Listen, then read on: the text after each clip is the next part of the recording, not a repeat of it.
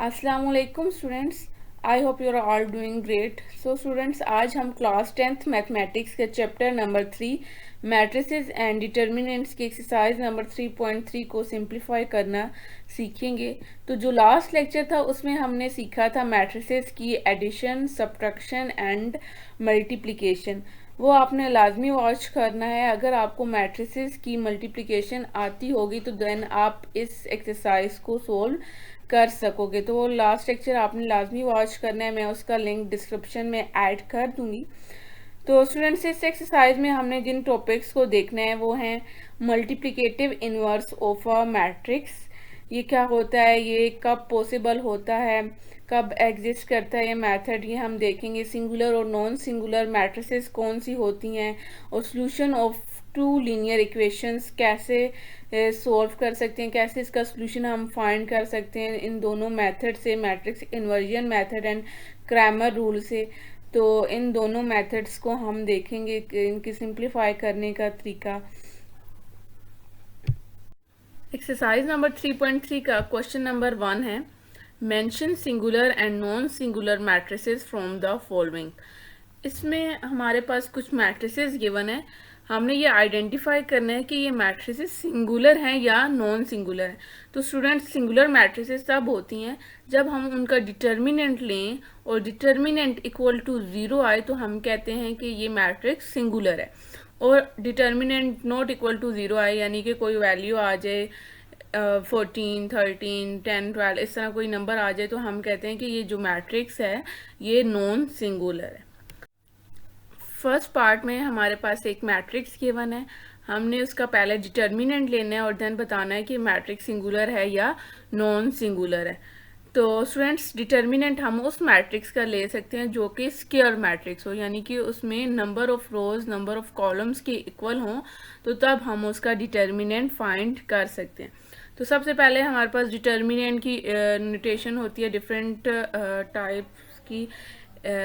इसमें हम ये इस तरह एब्सोल्यूट, ये मोड की शेप में भी डिटर्मिनेंट को लिख सकते हैं, और DET ऑफ ए इस तरह भी उसकी डिटर्मिनेंट की नोटेशन होती है। तो डिटर्मिनेंट हम किस तरह लेते हैं, ये जो हमारे पास प्राइमरी डायगोनल होता है, ये 6 और 3 जो प्राइमरी डायगोनल है इनको आपस में मल्टीप्लाई करवाना होता है, और सेकेंडरी डायगोनल को आपस में मल्टीप्लाई करवाना होता है, और दरमियान में हमारे पास माइनस का साइन होता है। यानी कि डिटर्मिनेंट कैसे लेते हैं, primary diagonal multiply secondary diagonal. इसमें हमने मल्टीप्लाई करवाना है 6 multiply 3 minus 4 multiply 2। 6 3 jar 18 minus 4 2 jar 8। 18 में से 8 माइनस होंगे तो हमारे पास 10 आएगा। तो हम कहेंगे कि ये 10 जो है वो नॉट इक्वल टू 0 है। तो हम कहेंगे कि ये जो मैट्रिक्स है ए, ये नॉन सिंगुलर मैट्रिक्स है, क्योंकि सिंगुलर तो तब होती है जब हमारा डिटर्मिनेंट 0 के इक्वल आए। तो ये डिटर्मिनेंट हमारे पास आया है 10, तो ये नॉन सिंगुलर मैट्रिक्स है। इसी तरह हमने बी मैट्रिक्स का डिटर्मिनेंट फाइंड करना है। इसमें प्राइमरी डायगोनल को प्राइमरी से मल्टीप्लाई करवाएंगे और सेकेंडरी को सेकेंडरी के साथ मल्टीप्लाई करवाएंगे। -5 को 4 के साथ करवाना है, दरमियान में उसी तरह माइनस का साइन। जब भी डिटर्मिनेंट लें स्टूडेंट्स तो हमने दरमियान में माइनस का साइन डालना है। इसी तरह -9 को 7 के साथ मल्टीप्लाई करवाएंगे, ये माइनस माइनस प्लस हो जाएगा हमारे पास, और -20 प्लस 63 43 आंसर आएगा। इसी तरह ये भी नॉट इक्वल टू 0 है। तो बी मैट्रिक्स भी हमारे पास नॉन सिंगुलर मैट्रिक्स है। इसी तरह सी मैट्रिक्स है हमारे पास 9 4 18 2। इसमें हमने 9 और 4 को मल्टीप्लाई करवाना है, माइनस दरमियान में डिटर्मिनेंट का, और 18 को 2 से मल्टीप्लाई करवाना है, तो हमारे पास इसका आंसर इक्वल टू 0 आएगा। तो हम कहेंगे कि जो सी मैट्रिक्स है वो सिंगुलर मैट्रिक्स है। डी मैट्रिक्स हमारे पास गिवन है। इसी तरह हमने इसका डिटर्मिनेंट लेना है, प्राइमरी डायगोनल को प्राइमरी के साथ मल्टीप्लाई करवाएंगे और सेकेंडरी डायगोनल को हम मल्टीप्लाई करवाएंगे आपस में। ए को बी के साथ मल्टीप्लाई करवाना है, इसी तरह इस ए को हमने b + 1/a से मल्टीप्लाई करवाना है। ए बी से मल्टीप्लाई होके ए भी आ जाए। इसी तरह हमने ए को b के साथ भी करवाना है और +1/a के साथ भी मल्टीप्लाई करवाना है। ए को बी के साथ मल्टीप्लाई करवाएंगे तो ए भी आ जाएगा। जब ए को 1/a से मल्टीप्लाई करवाएंगे तो ए और ए आपस में कैंसिल हो जाएंगे और हमारे पास 1 आ जाएगा। ठीक है, इस तरह हम जब ब्रैकेट्स को ओपन करेंगे तो -ab और माइनस प्लस माइनस -1 आएगा। तो A B minus A B से कैंसिल हो जाएगा तो हमारे पास डिटर्मिनेंट ऑफ डी आ जाएगा -1, जो कि अगेन नॉन सिंगुलर मैट्रिक्स है। ठीक है, उसके बाद जो ई पार्ट है इसमें उन्होंने एक कंडीशन साथ दी हुई है कि ए जो है वो नॉट इक्वल टू 0 है, लेकिन बी जो है वो डी के इक्वल है। तो स्टूडेंट्स हमने इसमें क्या करना है, बी की जगह सिंपल डी पुट कर देना है और फिर उसके बाद हमने इसका डिटर्मिनेंट लेना है। ठीक है, फिर उसी तरह हम ए को डी प्लस इस प्राइमरी डायगोनल को आपस में मल्टीप्लाई करवाएंगे और सेकेंडरी डायगोनल को मल्टीप्लाई करवाएंगे। ए को डी प्लस सी से मल्टीप्लाई करवाएंगे और इस ए को भी डी प्लस सी से मल्टीप्लाई करवाएंगे। ए डी से मल्टीप्लाई होके ए डी और प्लस ए सी से मल्टीप्लाई होके ए सी और दरमियान में साइन माइनस का, इसी तरह ए डी और प्लस ए सी। फिर उसके बाद हमने ब्रैकेट्स को सिंपल ओपन करना है तो बाय माइनस का साइन था, अंदर साइन चेंज हो जाएंगे। A D minus A D से कैंसिल, ए सी माइनस ए सी से कैंसिल, तो हमारे पास इसका आंसर 0 आ जाएगा जो कि सिंगुलर मैट्रिक्स है। नेक्स्ट क्वेश्चन इसका बी पार्ट है, if determinant of p equal to 9 and p equal to this. p एक मैट्रिक्स गिवन है और डिटर्मिनेंट ऑफ p भी गिवन है। हमने फाइंड करनी है इसमें k की वैल्यू जो कि p वाली मैट्रिक्स में यूज हो रही है। ठीक है, तो इसमें डिटर्मिनेंट p हमारे पास 9 के इक्वल है। हमने इस कंडीशन को यूज करते हुए k की वैल्यू को फाइंड करना है। तो यहाँ पे p की जगह p की मैट्रिक्स लिख देंगे और साथ इसके साथ डिटर्मिनेंट आ जाएगा। ठीक है, उसी तरह स्टूडेंट्स हमने इसका डिटर्मिनेंट लेना है।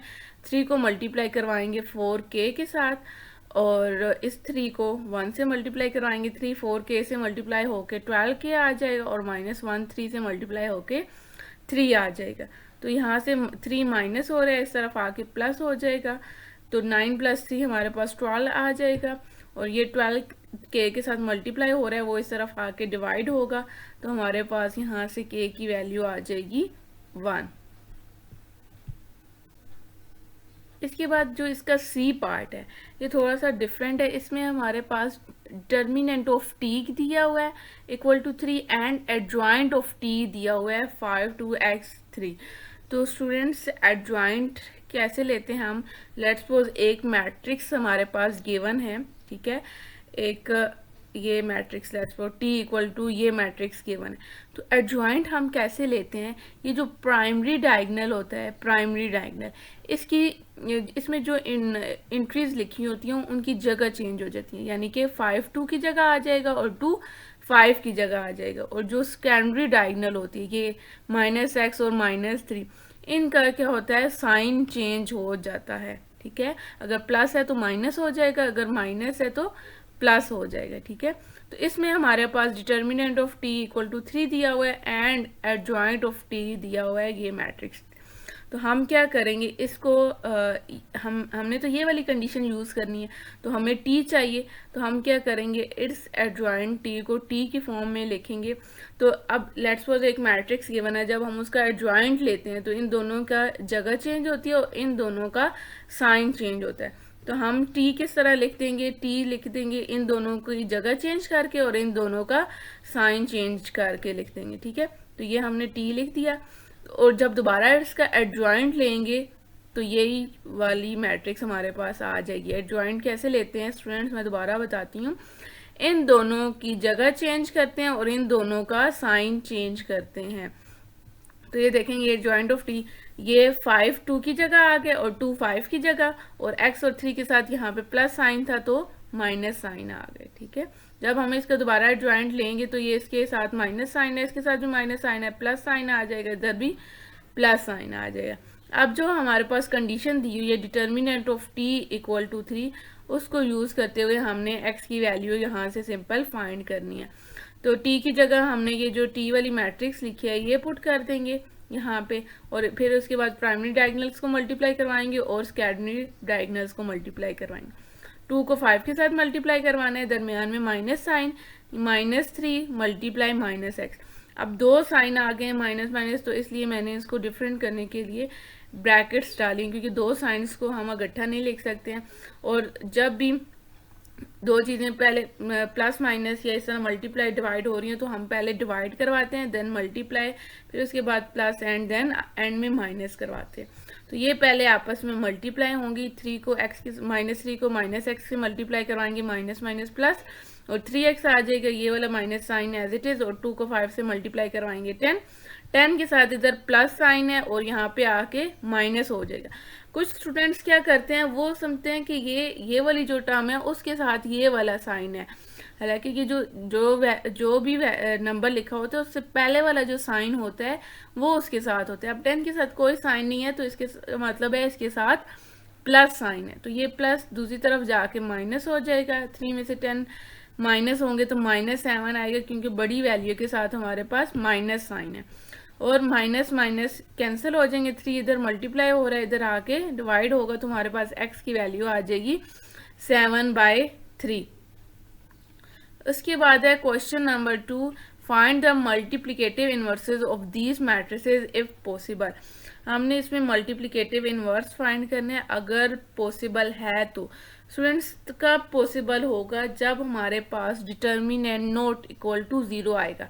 अगर डिटर्मिनेंट इक्वल टू 0 आ जाता है तो हम कहेंगे कि ये इसका हम मल्टीप्लिकेटिव इनवर्स फाइंड नहीं कर सकते क्योंकि ये एक सिंगुलर मैट्रिक्स है, क्योंकि ये इसके आप मल्टीप्लिकेटिव इनवर्स के फार्मूले में देखें तो ये डिनोमिनेटर में डिटर्मिनेंट लिखा होता है। जब डिटर्मिनेंट 0 आ जाएगा तो वो तो हमारे पास अनडिफाइंड फॉर्म बन जाएगी, तो उसको हम आगे सिंप्लीफाई नहीं कर सकते। तो इसलिए डिटर्मिनेंट अगर नॉट इक्वल टू 0 आएगा तो तब हम मल्टीप्लिकेटिव इनवर्स को फाइंड कर सकेंगे। अब कुछ मैट्रिसेस गिवन है हमारे पास, हमने उनका मल्टीप्लिकेटिव इनवर्स फाइंड करना है। तो सबसे पहले मल्टीप्लिकेटिव इनवर्स का फार्मूला क्या होता है, जो भी मैट्रिक्स R गिवन है तो R इनवर्स, इसकी रिप्रेजेंटेशन मल्टीप्लिकेटिव इनवर्स की ये होती है। कोई भी जो मैट्रिक्स का जिसका नाम दिया हुआ है उसके ऊपर पावर -1 आ जाती है और इसको हम पढ़ते हैं R इनवर्स, ठीक है। और इसका फार्मूला होता है हमारे पास adjoint of R divided by determinant of R। अगर यहाँ पे A है तो adjoint of A divided by determinant of A आएगा, ठीक है। उसके बाद सबसे पहले हमने काम क्या करना है, इसमें डिटर्मिनेंट फाइंड करना है, ठीक है, क्योंकि अगर डिटर्मिनेंट 0 आएगा तो हमें आगे प्रोसीड करने की जरूरत नहीं पड़ेगी। तो डिटर्मिनेंट फाइंड किया हमने, 4 को 2 से मल्टीप्लाई करवाया, दरमियान में माइनस का साइन, ये स्कैंडर्ड डायगोनल्स को आपस में मल्टीप्लाई करवाएंगे, -1 -6 से मल्टीप्लाई होगा, माइनस माइनस प्लस, 6 1 से मल्टीप्लाई होकर 6, तो 4 2 8, 8 में से 6 माइनस होंगे तो हमारे पास इसका आंसर 2 आ जाएगा। तो हम लिख देंगे कि डिटर्मिनेंट नॉट इक्वल टू 0 है, तो सो इसका मल्टीप्लिकेटिव इनवर्स जो है वो एग्जिस्ट करेगा। फिर उसके बाद स्टूडेंट्स हमने इसका एडजॉइंट फाइंड करना है। एडजॉइंट कैसे फाइंड करते हैं, ये जो मैट्रिक्स गिवन है ये वाली, इन दोनों की जगह चेंज करते हैं और इन दोनों का साइन चेंज करते हैं। 2 4 की जगह आ जाएगा और 4 2 की जगह, और यहाँ पे माइनस की जगह, और इन दोनों का साइन चेंज करेंगे, दोनों के साथ माइनस साइन है तो प्लस साइन के साथ आ जाएंगे, ठीक है। तो इसका फार्मूला है R inverse equal adjoint of R divided by determinant of R। तो एडजॉइंट ऑफ R की जगह हमने वो वाली मैट्रिक्स लिखी, ये एडजॉइंट ऑफ R की, और डिटर्मिनेंट R हमारे पास 2 आया था तो 2 को डिवाइड करवा दिया। उसके बाद क्या होगा, 2 डिवाइड हो रहा है तो 2 इस मैट्रिक्स की सारे एंट्रीज के साथ, सारे नंबर्स के साथ, सारे एलिमेंट्स के साथ डिवाइड होगा। 2 को 2 से भी डिवाइड करना है, 1 को भी 2 से, 6 को भी 2 से डिवाइड करना है, 4 को भी 2 से डिवाइड करना है। जो जिनकी आपस में कटिंग हो रही होगी उनकी कटिंग कर देनी है, 2 और 2 कैंसिल होके 1, 2 और 6 की कटिंग करेंगे 3 आ जाएगा, 2 और 4 की कटिंग करेंगे 2, और यहाँ पे 1/2 आ जाएगा, ठीक है। ये हमारे पास इसका मल्टीप्लिकेटिव इनवर्स आ गया। इसके बाद इसका सेकंड पार्ट है S इक्वल टू 5 3। अब स्टूडेंट्स ये देखेंगे हमारे पास स्क्वायर मैट्रिक्स नहीं है। स्क्वायर मैट्रिक्स कौन सी होती है, जिसमें हमारे पास number of rows number of columns के इक्वल हो। यहाँ पे 1 कॉलम है और 2 रोज हैं, ये स्क्वायर मैट्रिक्स नहीं है, और तो हम इसका डिटर्मिनेंट भी फाइंड नहीं कर सकते हैं और ना ही इसका एडजॉइंट फाइंड कर सकते हैं। तो ये तो हम इसकी रीज़न लिख देंगे कि स्क्वायर मैट्रिक्स नहीं है, तो so we can not find its multiplicative inverse.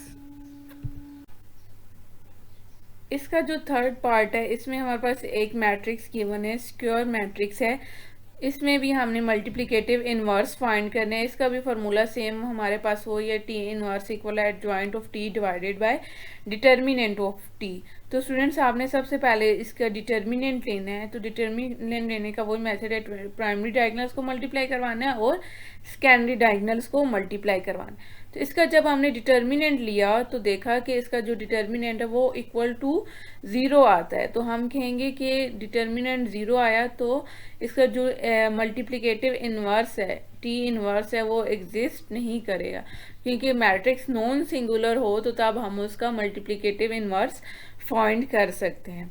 उसके बाद इसका लास्ट पार्ट है u equal to matrix given है और साथ कंडीशन गिवन है कि x है इक्वल टू y। तो हमने क्या करना है स्टूडेंट्स, x की जगह सिंपल y पुट कर देना है, जहाँ जहाँ पे x है वहाँ पे हमने y पुट करना है और उसके बाद हमने उसी तरह उसका मल्टीप्लिकेटिव इनवर्स फाइंड करना है। तो सबसे पहले हम इसका डिटर्मिनेंट लेंगे। डिटर्मिनेंट लेने के लिए क्या करेंगे, प्राइमरी डायगोनल्स को मल्टीप्लाई करवाएंगे और सेकेंडरी डायगोनल्स को मल्टीप्लाई करवाएंगे। y को y प्लस 1 से मल्टीप्लाई करवाएंगे, इस y को भी इस y प्लस 1 से मल्टीप्लाई करवाएंगे। y से मल्टीप्लाई होके y स्क्वायर आएगा, y 1 से मल्टीप्लाई होके plus y, minus sign as it is आ गया। y को y से मल्टीप्लाई करवाएंगे, y square, minus plus minus होता है तो y को 1 से मल्टीप्लाई करवाए y आ गया। तो यहाँ पे ये सारे आपस में कैंसिल हो गए, इसका डिटर्मिनेंट भी हमारे पास इक्वल टू 0 आ गया।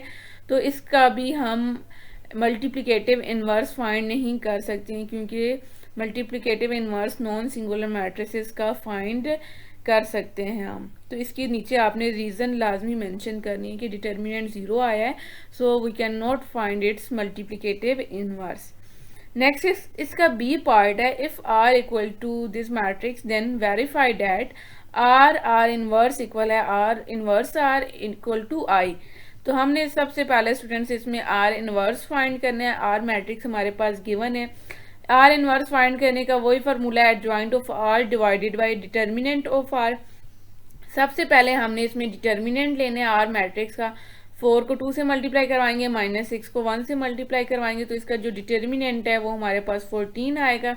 तो हमने इसका फिर उसके बाद एडजॉइंट ऑफ r लेना है। तो एडजॉइंट ऑफ r में क्या करते हैं, जो मैट्रिक्स r है इन दोनों की जगह चेंज करेंगे और इन दोनों का साइन चेंज करेंगे। तो हमने कर लिया, तो हमारे पास एडजॉइंट ऑफ r आ गया। तो हमने इनवर्स वाले फार्मूले में पुट कर देना है एडजॉइंट ऑफ r की मैट्रिक्स और divided by determinant of r। तो उसके बाद जो डिवाइड हो रहा है 14, उसको हमने सारी एंट्री सारे नंबर्स के साथ डिवाइड करवाना है। कुछ नंबर्स के आपस में कटिंग हो रही होगी तो उनकी हमने सिंपल कटिंग कर देनी है, तो हमारे पास r इनवर्स आ जाएगा। फिर उसके बाद जो हमारे पास क्वेश्चन में जो हमने वेरीफाई करना है उसका जो फर्स्ट पार्ट है r इंटू r इनवर्स। तो हमने पहले r की मैट्रिक्स लिखनी है, उसके बाद r इनवर्स की मैट्रिक्स लिखनी है। तो स्टूडेंट्स आपने ये गलती नहीं करनी है कि आप पहले r इनवर्स की मैट्रिक्स लिख दें और उसके बाद r लिखें। तो जो जिस सीक्वेंस के साथ यहाँ पे लिखा हुआ है उसी सीक्वेंस के साथ हमने यहाँ पे मैट्रिक्स लिखनी है। अगर पहले r है तो हम पहले r की मैट्रिक्स लिखेंगे, फिर उसके बाद r इनवर्स की मैट्रिक्स लिखेंगे। तो उसके बाद हमने इन दोनों मैट्रिसेस की मल्टीप्लिकेशन करनी है। ये हमने लास्ट लेक्चर में मल्टीप्लिकेशन सीखी थी, तो स्टूडेंट्स आपने वो लेक्चर लाजमी वॉच करना है। तो इसको हम कैसे मल्टीप्लाई करवाते हैं, फर्स्ट रो को फर्स्ट कॉलम के साथ भी मल्टीप्लाई करवाना होता है और फर्स्ट रो को सेकंड कॉलम्स के साथ भी मल्टीप्लाई करवाना है। किस तरह, 4 को हम मल्टीप्लाई करवाएंगे 1/7 और जब मल्टीप्लाई करवाते हैं तो दरमियान में प्लस साइन आता है। आपने गलती से भी यहाँ पे माइनस का साइन नहीं लिखना स्टूडेंट्स। 4 को मल्टीप्लाई करवाएंगे 1/7 से, फिर प्लस साइन, फिर 1 को मल्टीप्लाई करवाना है हमने 3/7 से। उसके बाद फर्स्ट रो को हमने सेकंड कॉलम से भी मल्टीप्लाई करवाना है। 4 को मल्टीप्लाई करवाएंगे -1/14 से प्लस साइन और 1 को मल्टीप्लाई करवाना है हमने 2/7 से।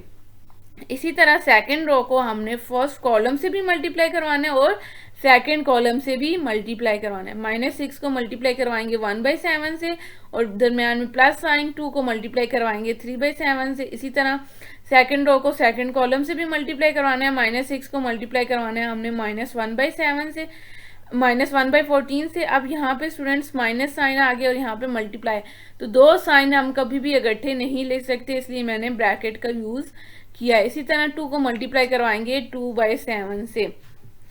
4 1 से मल्टीप्लाई होके यहाँ पे हमारे पास 4/7 आ जाएगा। इसी तरह 3/1 से मल्टीप्लाई होके 3/7।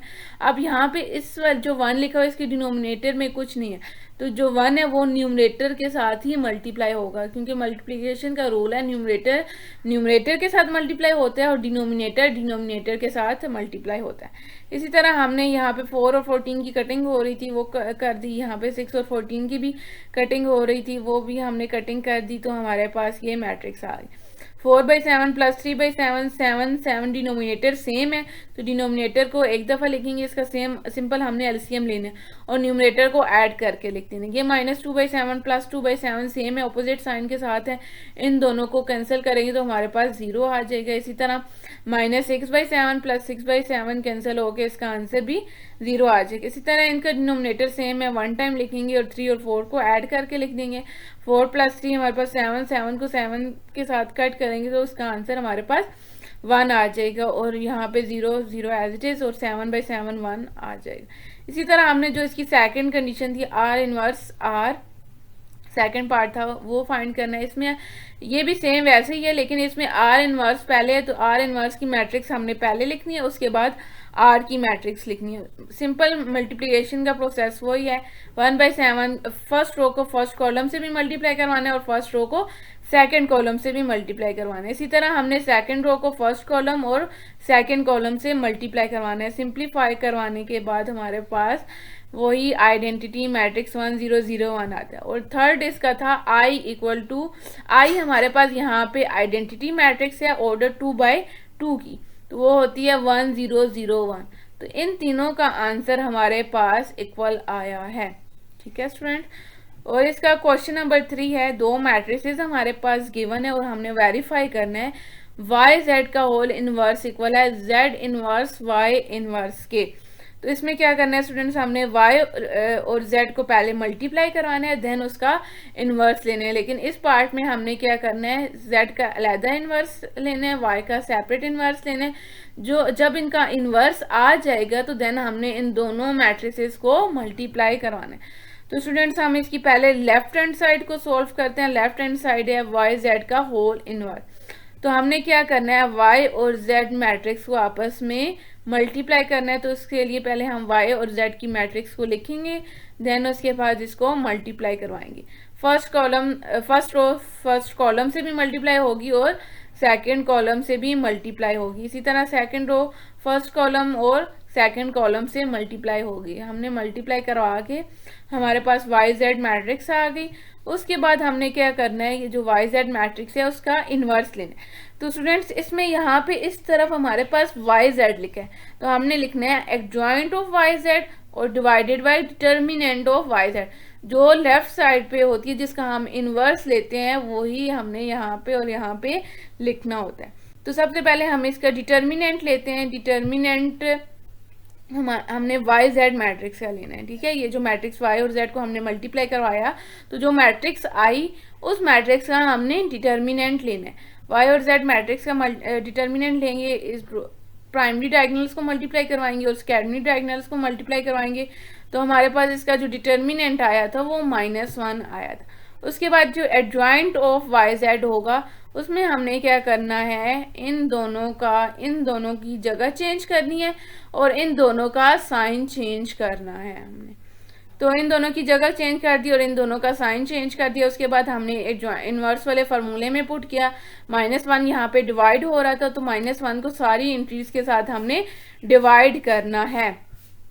उसके बाद -1 सब के साथ डिवाइड हो गया, हमारे पास 12/-1 माइनस ऊपर चला जाएगा और 12 को 1 से डिवाइड करेंगे तो हमारे पास 12e आएगा। इसी तरह हमने सारे नंबर्स को डिवाइड करना है।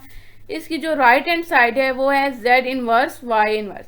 तो इसके लिए पहले हम Z इनवर्स फाइंड करेंगे। Z इनवर्स इक्वल होता है adjoint of Z divided by determinant of Z। तो इसके लिए हमने पहले क्या करना है, Z मैट्रिक्स का डिटर्मिनेंट लेना है। जब डिटर्मिनेंट आ जाएगा तो हमने उसका एडजॉइंट लेके इन्वर्स वाले फार्मूले में हमने पुट कर देना है। तो इसका डिटर्मिनेंट 1 आया था, 1 को इस पूरी मैट्रिक्स के साथ डिवाइड करेंगे तो वही मैट्रिक्स आएगी, क्योंकि 1 को किसी भी नंबर के साथ डिवाइड करो तो वही नंबर आ जाता है। इसके बाद हमने Y इनवर्स लेना है।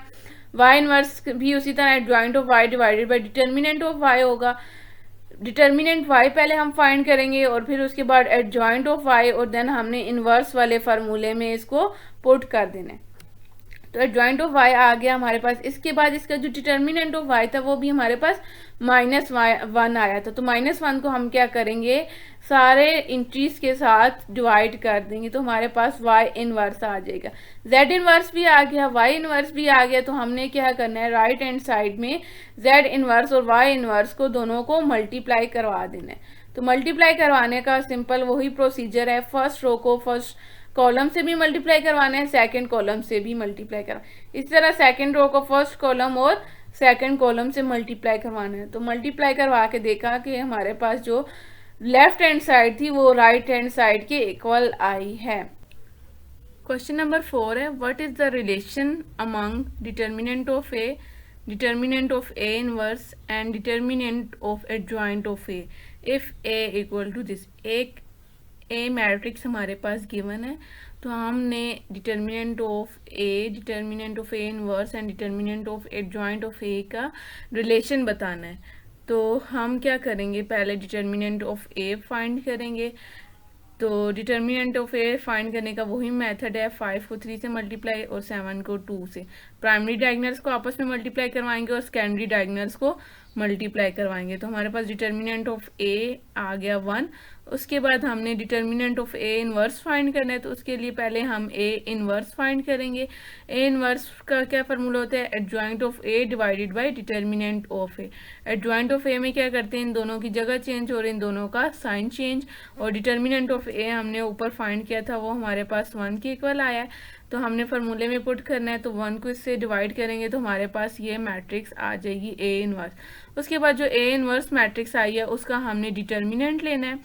तो डिटर्मिनेंट लेंगे ए इनवर्स का, तो हमारे पास वो भी 1 के इक्वल आया था। उसके बाद जो एडजॉइंट ऑफ ए है उसका हमने डिटर्मिनेंट लेना है। एडजॉइंट ऑफ ए का डिटर्मिनेंट हमने लिया तो स्टूडेंट्स वो भी हमारे पास इक्वल आया, तो उसका रिलेशन हमने लिख देना है कि determinant of A and determinant of A inverse and determinant of adjoint of A हमारे पास इक्वल आए हैं। उसके बाद जो क्वेश्चन नंबर 5 है वो है, right these matrix equations into system of linear equations if possible.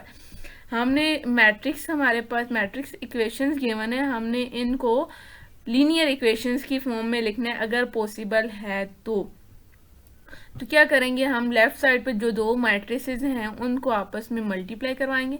तो सबसे पहले स्टूडेंट्स हमने देखना है कि क्या आया ये मैट्रिसेस आपस में मल्टीप्लाई हो सकती हैं या नहीं। तो उसके लिए क्या हमारे पास रूल था कि जो फर्स्ट मैट्रिक्स है इसमें number of columns second matrix के नंबर ऑफ रोज के इक्वल हों, तो तब हम इन दोनों मैट्रिसेस को मल्टीप्लाई करवा सकते हैं, अदरवाइज नहीं करवा सकते। तो फर्स्ट रो को हम इस कॉलम से मल्टीप्लाई करवाएंगे, एक ही कॉलम है तो फर्स्ट रो को भी इस कॉलम से और सेकंड रो को भी इस कॉलम से हमने मल्टीप्लाई करवाना है। तो 4 को x से मल्टीप्लाई करवाया तो +2 को हमने y से मल्टीप्लाई करवाना है। फर्स्ट एंट्री को फर्स्ट के साथ, सेकंड एंट्री को सेकंड के साथ मल्टीप्लाई करवाना है। और इस तरह सेकंड रो को भी इस कॉलम से करवाना है, 3 × x + 1 × y = 6 4 आ जाए।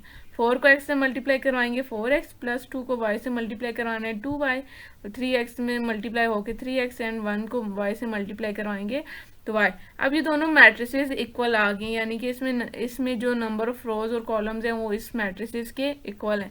तो हमारे पास इक्वल मैट्रिक्स की क्या कंडीशन थी कि दो मैट्रिसेस सब इक्वल हो सकती हैं जब इसमें नंबर ऑफ कॉलम्स और रो दोनों मैट्रिसेस में इक्वल हों और उनके कोरेस्पोंडिंग एलिमेंट्स इक्वल हों। तो हमने इनके कोरेस्पोंडिंग एलिमेंट्स को इक्वल करके लिखना है। 4x + 2y = 6 and 3x + y = 4 आ जाएगा। तो ये दो हमारे पास लीनियर इक्वेशंस आ गई। तो स्टूडेंट सेकंड पार्ट है, इसमें भी हमने इसी तरह मल्टीप्लिकेशन करवानी है। लेफ्ट हैंड साइड की 5 को मल्टीप्लाई करवाना है x से और 0 को मल्टीप्लाई करवाना है y से। इसी तरह सेकंड रो को भी इस कॉलम से मल्टीप्लाई करवाना है, 0 को x से और 4 को y से। तो 5 को x से मल्टीप्लाई करवाया 5x और 0 को y से मल्टीप्लाई करवाएंगे तो हमारे पास 0 आ जाएगा। इस तरह 0 को x से मल्टीप्लाई करवाएंगे 0 और 4 को y से मल्टीप्लाई करवा के 4y। तो उसके बाद हमने इन दोनों मैट्रिसेस को भी इक्वेशंस की फॉर्म में लिख देना है। इसका जो थर्ड पार्ट है स्टूडेंट, ये इसकी जो लेफ्ट हैंड साइड है वो मल्टीप्लाई नहीं हो सकती, क्योंकि इसमें फर्स्ट जो मैट्रिक्स है इसमें नंबर ऑफ कॉलम्स एक हैं और सेकंड मैट्रिक्स में नंबर ऑफ रोज दो हैं, तो इनको हम मल्टीप्लाई नहीं करवा सकते। तो मल्टीप्लाई नहीं करवा सकेंगे तो इसकी इक्वेशंस भी हम नहीं लिख सकेंगे। ठीक है, तो इसकी लीनियर इक्वेशन हम नहीं लिख सकते क्योंकि इसका लेफ्ट हैंड साइड का प्रोडक्ट हम फाइंड नहीं कर सकते। उसके बाद जो इसका फोर्थ पार्ट है, इसमें दो कॉलम्स हैं और सेकंड मैट्रिक्स में दो रोज हैं, तो इसका मतलब है इसका प्रोडक्ट पॉसिबल है। फर्स्ट x को 5 से मल्टीप्लाई करवाना है, दरम्यान में प्लस y को 3 से मल्टीप्लाई करवाना है, तो इसमें हमारे पास एक ही इक्वेशन बनेगी, तो 5x plus 3y equal to 2 आ जाएगा। इसको लीनियर इक्वेशन की फॉर्म में हमने लिखना है। उसके बाद जो इसका क्वेश्चन नंबर 6 है, उसमें हमने क्या करना है, right the system of linear equations in matrix form. पहले जो क्वेश्चन नंबर 5 था उसमें